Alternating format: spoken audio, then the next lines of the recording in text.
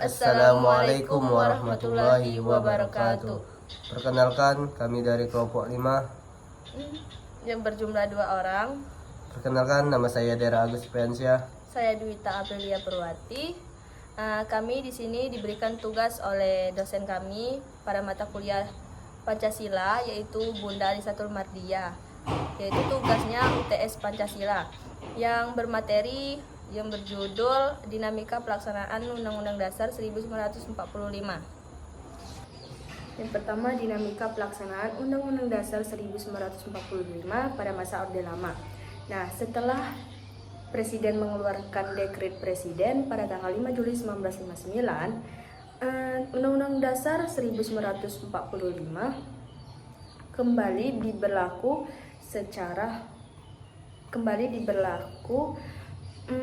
sebagai dasar hukum negara. Namun dalam praktiknya Undang-Undang Dasar pemerintahan tidak menjalankan isi dari Undang-Undang Dasar 1945 secara murni dan konsekuen. Nah, pemerintahan Orde Lama ini dipimpin oleh Soekarno yang banyak dipengaruhi oleh revolusi komunisme dan menerapkan konsep Nasakom yang singkatan dari nasionalis, agama, dan komunis. Nah, negara ini berada di dalam revolusi permanen, sehingga presiden diangkat sebagai pemimpin besar revolusi yang secara otoriter. Sehingga presiden diangkat sebagai pemimpin besar revolusi dan menjabat seumur hidup. Nah, dengan hal ini dapat menyebabkan berbagai penyimpangan konstitusional. Nah, yang pertama yaitu demokrasi. Demokrasi dirubah menjadi demokrasi terpimpin. Nah, demokrasi ini dipimpin oleh presiden yang bersifat otoriter. Nah, terus demokrasi ini dipimpin oleh presiden yang bersifat otoriter yang bertentangan dengan prinsip kerakyatan dalam Pancasila dan Undang-Undang Dasar 1945. Yang kedua yaitu presiden memiliki wewenang membuat hukum setingkat undang-undang tanpa persetujuan DPR melalui penetapan presiden. Yang ketiga pada tahun 1960 karena DPR tidak mempersetujui RAPBN, yaitu singkatan dari Rancangan Anggaran Pendapatan dan Belanja Negara. Jadi presiden membubarkan DPR hasil pemilu tahun 1955 dan membentuk DPR gotong royong. Nah, jadi yang keempat yaitu pemimpin lembaga tinggi negara dijadikan menteri negara. Nah, menjadikan mereka sebagai pembantu presiden. Penyimpangan tersebut dapat menyebabkan ketidakstabilan politik, ekonomi, dan keamanan.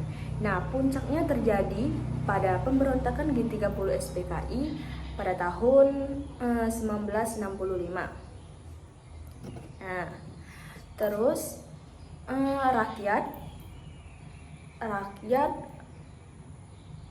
terus pemuda-pemudi, pelajar dan mahasiswa ikut serta dalam bangkit menyuarakan Tritura, 3 tuntunan rakyat, yaitu yang pertama yaitu bubarkan PKI, yang kedua bersihkan kabinet dari unsur PKI, yang ketiga yaitu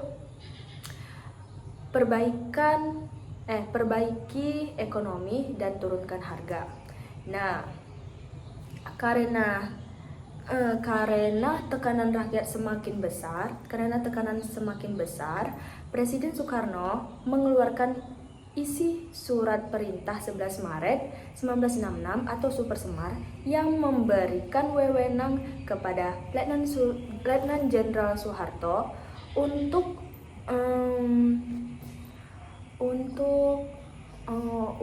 mengembalikan keamanan dan ketertiban negara. Nah, pada masa ini awal dari lahirnya pemerintahan Orde Baru. Yang kedua yaitu dinamika pelaksanaan Undang-Undang Dasar 1945 pada masa Orde Baru. Nah, di masa Orde Baru ini dimulai di bawah kepemimpinan Jenderal Soeharto yang bertujuan untuk memulihkan kondisi negara setelah pemberontakan G30 SPKI. Nah, pemerintahan Orde Baru ini dikenal sebagai masa pembangunan nasional, sehingga sering disebut dengan Orde Pembangunan. Orde Pembangunan. Nah, dalam menetapkan sistem ketatanegaraan, Majelis Permusyawaratan Rakyat Sementara atau MPRS mengeluarkan sejumlah keputusan penting. Nah, ada 5 keputusan yang menandai awal mula lahirnya Orde Baru. Yang pertama yaitu TAP MPRS nomor 18 1966. Nah, di sini Presiden diminta menugaskan Jenderal Soeharto untuk sebagai pemegang surat perintah 11 Maret untuk membentuk kabinet Ampera. Yang kedua yaitu TAP MPRS nomor 17 1966. MPRS menarik kembali Presiden sebagai MPRS menarik kembali pengangkatan presiden sebagai presiden seumur hidup. Yang ketiga yaitu TAP MPRS nomor 20 1966. Nah, MPRS menetapkan memorandum tentang sumber hukum dan tata urutan perundang-undangan di Indonesia. Yang keempat yaitu TAP MPRS nomor 22 1966. Nah, MPRS menyederhanakan sistem kepartaian, organisasi masyarakat, dan kekuatan sosial politik. Nah, yang terakhir TAP MPRS nomor 25 1966.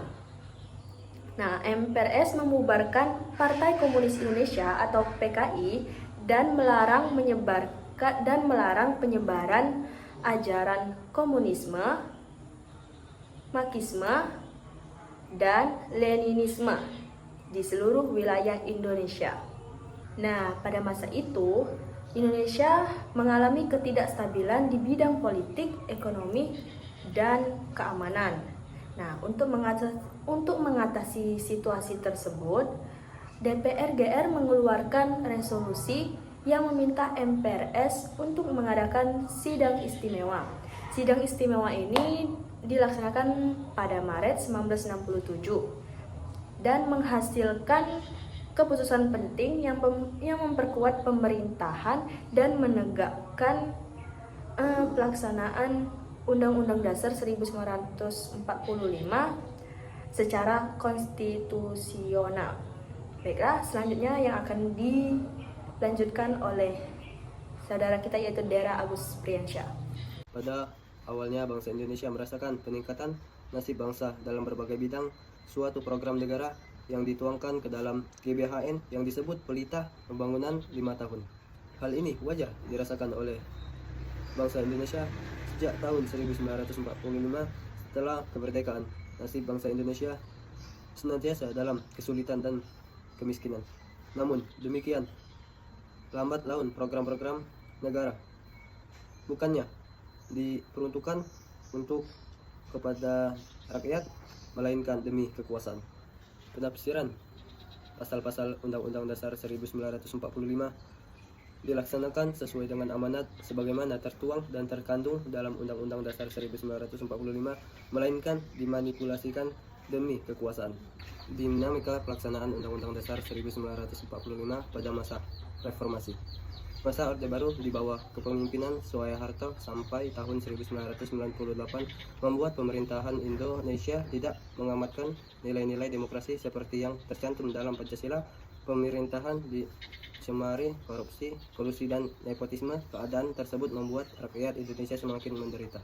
Hal itu menyebabkan munculnya berbagai gerakan masyarakat yang dipelopori oleh generasi muda Indonesia, terutama mahasiswa, sebagai gerakan moral yang menuntut adanya reformasi di segala bidang negara. Keberhasilan reformasi tersebut ditandai dengan turunnya Presiden Soeharto dari jabatannya sebagai presiden dan diganti oleh Prof. B.J. Habibie pada tanggal 21 Mei 1998. Sehingga perlu diadakan amandemen lagi berbagai macam produk peraturan perundang-undang yang dihasilkan dalam reformasi hukum, antara lain tentang pemeliharaan umum dan Undang-Undang Nomor 4 Tahun 1999 tentang susunan dan kedudukan MPR DPRD. Adapun kelebihan dan kekurangan pada masa reformasi yaitu kelebihan pada masa reformasi: kebebasan berpendapat, pengurangan masalah, adanya jaminan terhadap hak asasi manusia, sektor sosial politik, kekakuan hukum masa Orde Baru. Yang kedua, kekurangan pada reformasi: adanya perpecahan persepsi antara mahasiswa, tidak adanya pemberian subsidi terhadap masyarakat. Sekian dari kami akhiri. Wassalamualaikum warahmatullahi wabarakatuh.